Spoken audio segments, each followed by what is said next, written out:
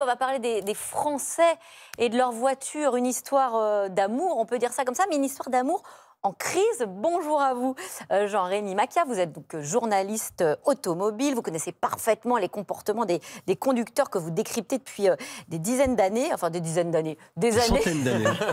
Des centaines d'années. Un rapport du Sénat tire la sonnette d'alarme sur l'avenir de la filière auto.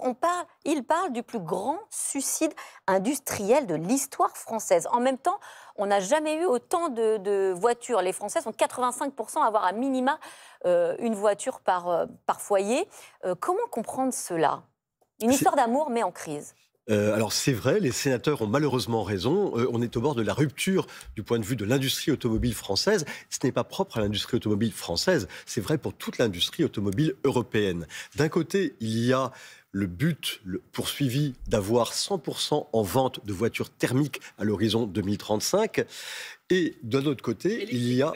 de voitures électriques, bien sûr, avec interdiction des voitures à moteur classique, moteur thermique. Et d'un autre côté, il y a la concurrence chinoise, qui n'existait pas il y a encore une dizaine d'années, ou même 5 ans, qui arrive et qui déferle. Pendant que nous allons vers une transition pour la voiture électrique, qu'est-ce qui se passe? Les constructeurs sont obligés de doubler leurs efforts et leurs investissements, en investissant bien sûr sur l'électrique, qui demande très massivement, très massivement, beaucoup de dépenses, et ils continuent à produire des voitures thermiques. En gros, ils doublent leurs investissements pour avoir 2 gammes en parallèle, parce que la transition ne se fait pas d'un claquement de doigts à 100% du jour au lendemain.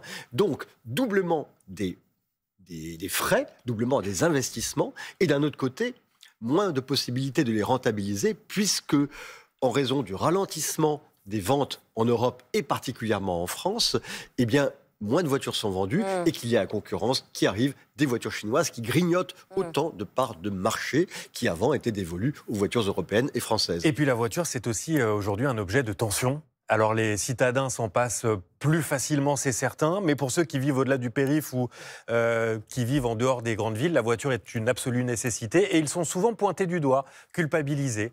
Comment le vivent-ils, ça ? Alors, il n'y a aucune raison de culpabiliser les gens qui simplement ont besoin d'une voiture. La majorité des Français vivent dans des endroits qui ne s'appellent pas Paris intramuros, qui ne s'appellent pas Lyon intramuros ou Marseille intramuros, où il n'y a pas de transports en commun. Et donc, manifestement, pour se déplacer, ils ont besoin de moyens de transport individuels. Ça s'appelle la voiture dans 95% des cas. Bien sûr, on peut prendre un vélo ou une trottinette, mais si on a 30 km à faire pour se rendre à son travail, ça me semble un peu osé, un peu compliqué. Et pourtant, donc, ça a un coût, cette voiture. Carburant, entretien, assurance. On a le sentiment que se déplacer, ça devient un luxe. Est-ce qu'on peut encore parler de voiture populaire ? On se souvient d'Emmanuel Macron lors d'une interview télévisée qui avait dit en France, on aime la bagnole et moi, je l'adore. Alors, on peut aimer la voiture et trouver qu'elle coûte très cher.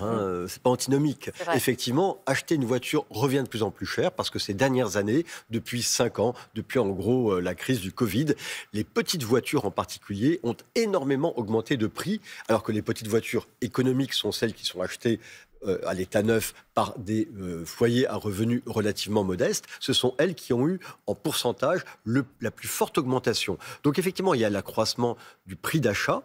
Du point de vue des postes de dépenses liés à l'utilisation, l'assurance, le carburant, la tendance est aussi à la hausse et ce sont des postes de dépenses qui ont davantage augmenté que l'inflation. Donc, effectivement, acheter puis détenir et utiliser une voiture coûte de plus en plus cher. Est-ce qu'il y a des solutions qui existent aujourd'hui pour réduire cette inégalité d'accès à la mobilité et au passage relancer l'industrie automobile ?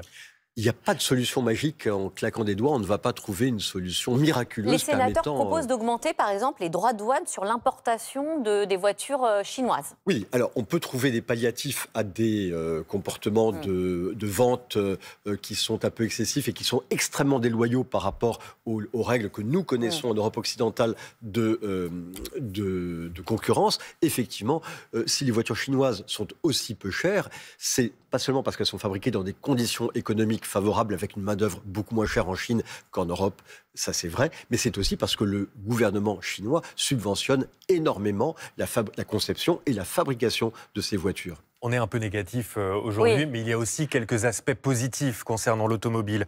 Un signe, par exemple, qui montre que les Français ne sont pas tout à fait prêts de lâcher le volant. Les candidats au permis de conduire sont chaque année plus nombreux que ceux du baccalauréat. C'est donc pas tout à fait terminé.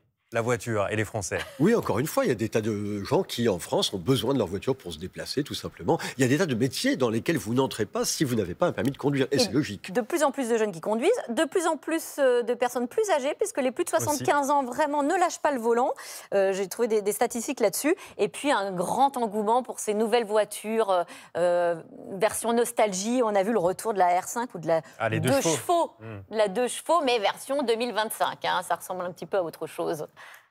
Merci Jean-Éric Macchia. D'avoir été avec nous ce matin. Vous voulez ajouter quelque chose ? Alors, oui, la tendance rétro, effectivement, ça se constate du point de vue des voitures qui sont des relookings de voitures anciennes, comme typiquement les Renault 4 et Renault 5.